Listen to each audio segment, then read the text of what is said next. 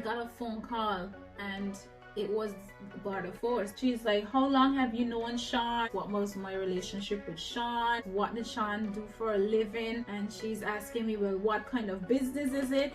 I was like, oh my gosh, all of that. Tired of the wasting. She just want my love. Say she tired of the waiting.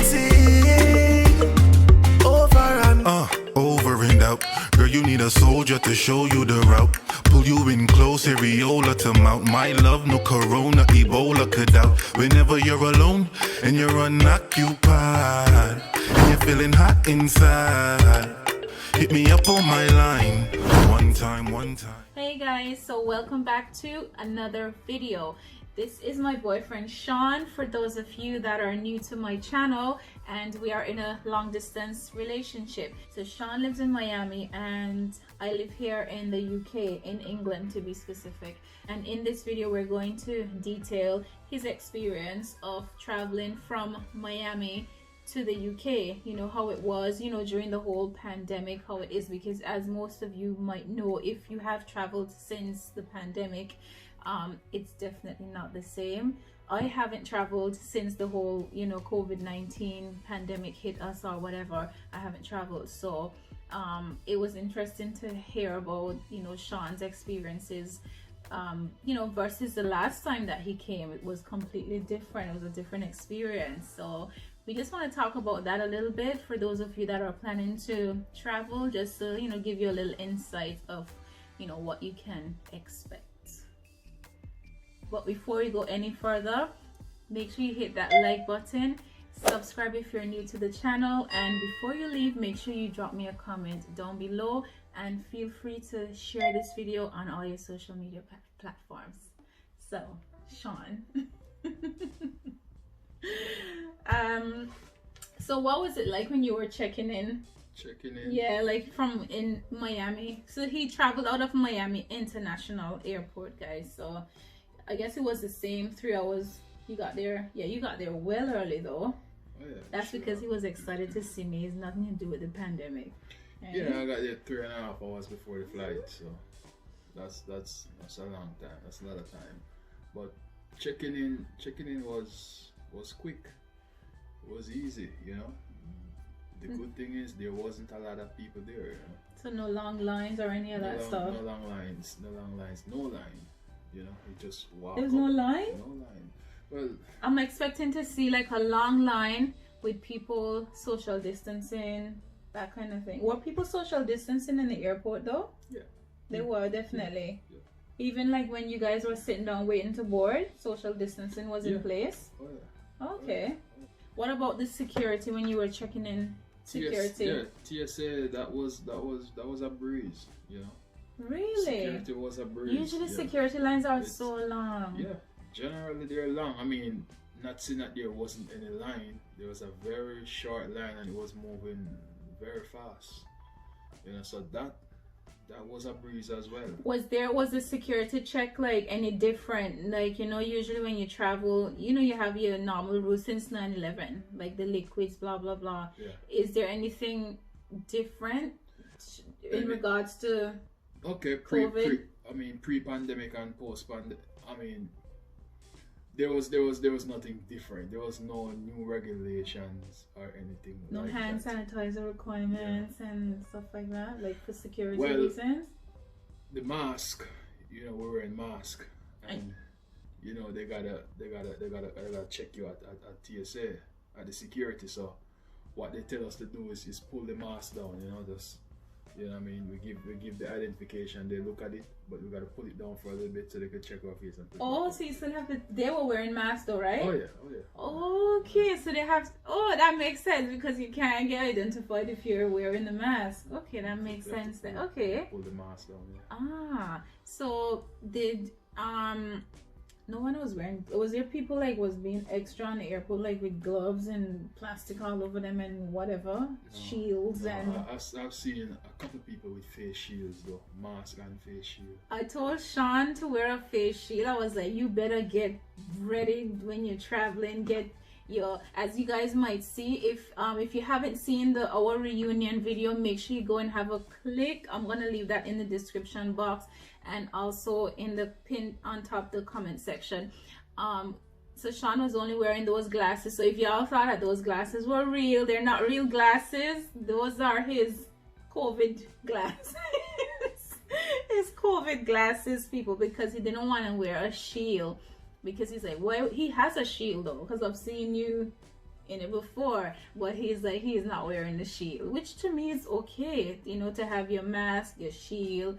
But I guess it would have felt like to have the mask and a shield was a bit much. Because I thought the glass was as much effective, you know. And it was a 9-hour flight, so from traveling from Miami to get to the UK, to England, it's 9 hours. So could you imagine? And you had to keep the mask on the entire time on the plane. You have to eat, you have to drink, so my coworker, not to cut you off, but my coworker, she went away to, I think, Turkey, and she was saying basically that on the plane, because I think she was on a full flight, but on the plane everyone can't eat at the same time. So if we're traveling together, Sean and I would be able to eat at the same time with mask off and everything. But seeing that if it's a whole plane of people, everyone can have the mask off at the same time. But what was it like on the plane? Because you said the airport was empty, and we're gonna see if we could provide some footage of what the airport looked like, because you know normally airports like packed with people traveling. So we're gonna make sure insert a clip, as Sean said, that there wasn't a lot of people. There wasn't a lot of people. Based on what Miami International usually is like, you know, it's usually a very busy, very packed, you know, airport. So there wasn't any there wasn't a lot of people. The plane wasn't packed either, and it was a big plane. Everybody got a row for themselves, so that helped. So there's like 3 seats on one side, and then you have 4 in the middle and 3 on the other side. Yeah. 3 on the left, 4 in the middle, 3 on the right. So Sean had the window seat and no one was sat next to him. And I remember telling him like, oh, when the plane take off and y'all cruising up in the air, you can go in the middle, because obviously having 4 seats is much better than having 3, and you can just lie down. But he reckons the 3 seats was enough. Yeah, the three was enough. Some people were sleeping in the middle because they didn't put anybody in the middle. Oh, no one was in the middle. They didn't assign anyone in the middle at all. That kind of maintained the social distancing, then, seeing that people was on. I mean, when the flight gets up, and you know, they usually turn the lights off for many hours for you to sleep. Yeah, because it's a night flight, it's a night flight, so they turn the lights out, and you know, people move around with them pillows and start sleeping in the middle rows, you know. But it wasn't a problem. There's people spaced out. The thing though, people, once they remove their masks, very few of them put it back, like, you know what I mean? So they weren't kind of enforcing it, to saying, excuse me sir, you need to put your mask back on. It wasn't really enforced, you know. You take your mask off to eat or drink. A lot of them keep their mask off. I mean, I keep my mask on all the time, you know. the whole flight. Time. Yeah. That would have been so hard. I kept my mask on. It's hard. It's tough. It's tough to keep a mask on for 9 hours. You see, y'all do it. Y'all traveling for 9 hours. It must be because it's essential travel. Because I mean, and this is essential. Y'all saw in my video as well. Love is not tourism, guys. Love is essential. If y'all aware of that movement, so this travel. Because people are like, why would you travel for 9 hours in a mask, blah blah blah. Yeah, love is essential. So there's no, you know, you can't even. And the clothes I was wearing, as you can see, we weren't really, in the reunion video, we weren't really touching much or doing much of that stuff, because to me, I was dirty, you know. Yeah, he said that. I didn't want to, you know, hug up and do all that stuff, you know. And we didn't kiss on the airport, but you know, because he was wearing the mask and everything. Not to say we didn't care about the social distancing, but I mean, we didn't see each other in 10 months. I mean, the social distancing wouldn't matter. We're staying together, so it's pointless. And then we understood the risk as well, because as you know, it's Sean got tested before he traveled here. He got tested for, you know, COVID-19. It came back negative. But you know, sometimes while traveling, it's easy to pick up things like that. So we knew the risk, and that's why Sean was extra careful. And it made me feel a lot better knowing that the flight was not a full flight. If it was full, then I think I would be extremely worried. Oh yeah, I was worried about that as well, you know. So I was relieved. It was gonna be a full flight, but there were some talks about keeping the middle seats empty because of that. Because you know, to enforce the whole social distancing thing. Some airlines do it, but I've heard of other flights that are super packed and there's no seat at all. I've had friends who traveled during the pandemic. Yeah, that's what I was saying about my coworker. Yeah, packed. There wasn't any seat at all empty, so that had me on edge. You know, I was wondering if my flight was gonna be like that.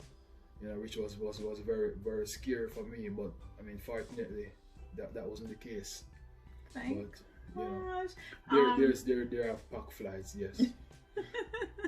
If for those of you that don't know, traveling from the US coming to the UK, unfortunately they have to quarantine for 14 days. They're on that restricted list, you know, of countries. So when they come, they have to quarantine. So obviously Sean, that's why, hence you see I'm titling these videos quarantine series, because basically we're both in quarantine. So I'm not at work because obviously I'm here with Sean and he has to quarantine, and it's 2 long weeks of quarantine, and after that we're free to go roam the place and everything. Yeah, we get released. Yeah, we get released. We're free. Freedom. Yeah. We can't stop peep through the window. Yeah, that's how we do. So what's outside like? So if y'all you know are gonna wondering already, like, how come we have been outside, but you know, in the backyard or whatever, but we haven't been anywhere else because we can't. And you know, we have to think about other people as well. We don't want to really be going around people like that and breaking rules. And I think one of the rules are we quarantine for 14 days. In the UK, you don't have to go to any government facilities or any of that stuff, or wear any kind of track and trace thing, but there is a form that you have to fill in online, which is 48 hours before travel. You have to fill that in, and you have to give who you're staying with, how long you're gonna be here, your flight number, your time of travel, and all that stuff. When you return in. Yeah. Basics. So things like that. They just want to know, like, when you're coming and when you're leaving and where you're staying. That's what they want to know. So yeah, and if we doesn't quarantine and they do come and check, because they have all rights to come and check that you are where you say you're going to be staying, and we haven't seen anyone. Yeah, we haven't seen. That doesn't mean they didn't check, but we don't know what methods they use to check. But yeah, are they hiding out outside pretending to be the gardener, or we don't know. But yeah, it's a £1,000 fine as well if you're caught. Well, not at the residence. If you're not at the residence when you know, they come to check, you get fined £1,000. To how I see it, the quarantine to me, it's no big deal. It's no big deal at all, people. Yeah, I came to see her, so yeah, that was what, you know, that's what we thought about this for so long, you know, about the fact that if he comes, because the original plan was for me to go to Miami. Most of our times together within these 3 years, I've always been the one really going to Miami. I've been to Miami more times than Sean have been here, because I love going there. I love Miami. You know what I mean? And so the plan was always for me to go. But as you guys know, we are not allowed to go to the US. That travel ban is still in effect, and that's why Sean came. And I know y'all, a lot of people were wondering, like, why isn't he coming then if he can come? Because if y'all remember, I posted a video as well saying the UK border is open, but yet my boyfriend can't come and see me. These are things that we thought about as well. The fact that if he comes, he would have to quarantine for 2 weeks, and we were like, geez, and what's the point of that? But 10 months, and we were like, you know what, what's most important is that we get to be together and be with each other, because we've never been apart for 10 months ever. It's the longest we've ever been apart. So we just decided, and apart from the quarantine part of it, it was about safety as well. Like at the time, it wasn't really safe to travel while the virus was just skyrocketing all over, because it wasn't we weren't doing that great in England, guys. The cases it was really bad, hence why we got banned from going to America. So our cases spiked way before kind of like your cases went up in Florida. First it was like New York and all of that. So that's why we were apart for so long, because of the spike in cases, and then the 2-week quarantine or whatever. But anyways, not to stray off topic, when Sean got here, the last part of that journey was when he had to check in with the immigration, with UK Border Force. And so while I was at home, I was actually late to pick up Sean. I got a phone call, and it was Border Force. They rang me and they were like, oh, hello, am I speaking to Miss ShéKayla, whatever? And I'm like, yes, you are. And she's like, I'm calling from such and such. She identified herself, calling from Border Force or whatever. And she's like, are you expecting anyone today? And I was like, yes. And my heart is like, woohoo. I'm like, yes. And she's like, who are you expecting? And I'm like, Sean. She asked if he was staying at my residence. Where is that? So I gave her the address, because she asked where that was. And I guess she was matching that up with what was on the paper that he had to fill in, the form. Remember the form that you had to fill in, and the address was on there. So I gave her my address. I told her, she asked me what was my status here, and I said I'm a British citizen. Told her where I worked, and then she asked me what is my marital status, and she was asking me if I got my citizenship through marriage or anything, and I was like, nope, didn't get it through marriage. And she asked what was my relationship with Sean, what is he to me, it's like, what?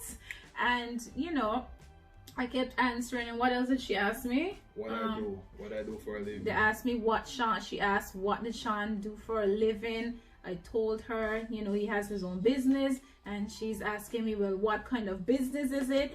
I was like, oh my gosh, all of that. And I was acting all excited, and I'm answering because we have nothing to hide. So I was answering, and I was like, hold on, you're asking me these things. Is Sean there? Is he here? You're saying that he's there right now? Because I did not expect that he would be out and at the immigration desk yet. That was quick though. And that was very quick. As soon as I'm off the flight, I was like the only one there at the counter, because they have 2 lines. It's like UK visa, UK passport, non-UK passport. Obviously, I was the only one with a non-UK. So you're the passport. only non-British person on that flight. So it was a long walk to her, and she was just watching me go this zigzag, going round and round. Because normally, because it's a lot of people, how we have to go through.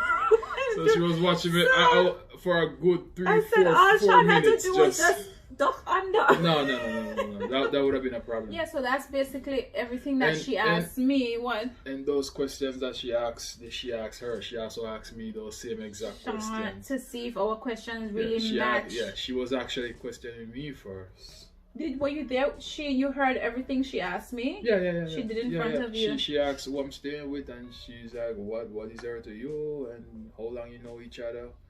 What do you do? Do you have money with you? How much you have? Do you have credit cards? All those stuff.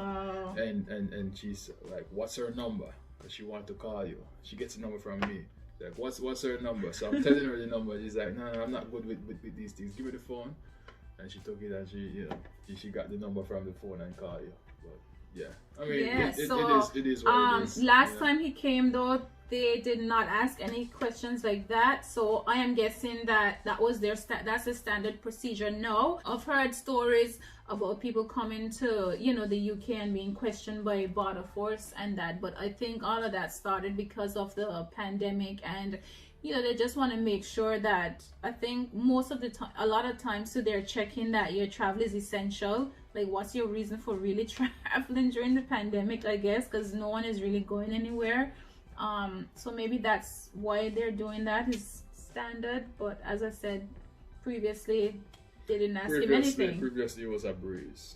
Just said, you're free to go, enjoy your stay. In less than 10 seconds. Yeah, and this time it was just a line of questioning, but thank God I passed that test, Sean. Yeah, I mean, it's they're doing what they gotta do. Yeah, they're just doing their job. And I mean, you know, at first I was really kind of put off by it, but then, you know, I understood that they have to do what they have to do. And, you know, and right after that, he was free. And y'all know, after that I was rushing, because when she rang, I literally had just put my dress on and my hair was like this. It wasn't even combed, didn't have this done, my eyes, nothing.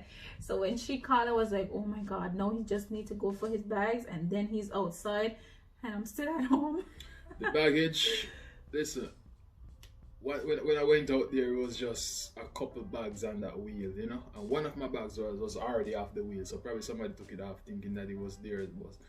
It was usually go down there and wait for a long time, wait for the bags to even get out. Yeah, you know, and you wait forever to have your bag come around. It was just a couple bags on the wheel, you know. And you see, that's why too I didn't rush to get ready, because I wasn't even clocking that it's not a full flight. The fact that he said it's not a lot of people on the airport or whatever, but then we don't know how many flights were coming in, and you know, whatever. But yeah, so I kind of underestimated. I did tell you to come at a specific time. But babes, I told you, you know, I didn't tell you to come the time the flight got in. I was like, you said come at 9. You told me to come like some 25 minutes later. No, it was 30 minutes later. I said pick me up at this time. And I was still late. You know? And she made it look like she was already in the airport when she was just leaving. Listen, you know, I didn't. So basically, right? Sean was landed at Terminal 5. Last time he was at Terminal 3. I knew he was going to be at Terminal 5 this time, because I've been tracking the flight and stuff like that. And so when Sean rang me, so in the video, reuniting with Sean, and I was like in my car saying, oh my God, Sean is here, I'm so excited. Sean rang me right after that clip. So right after I was just getting in my car and Sean rang to say he was outside, I was like, oh my gosh. So then I'm driving the car and I'm like, wait, you're not at Terminal 3, are you? Like, I thought you was at Terminal 3, because last time you were at Terminal 3. So I made it look like I was at Terminal 3.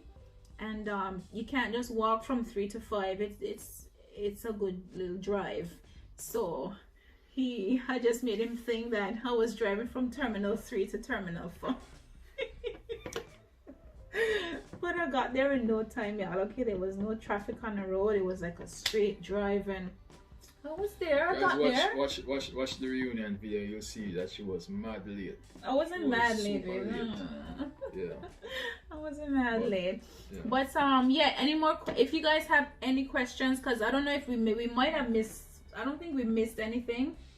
We talked about you checking in, what the airport was like, the flight, when you landed here. We covered everything, didn't we? Yeah, so take the clothes off that you were wearing, wash it.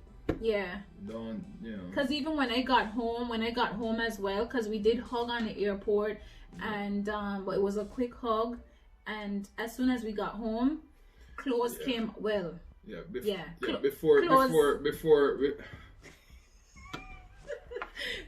came off, but we had, because of Corona, you know, so that's it, guys. So this is it. I hope you guys found this video very informative.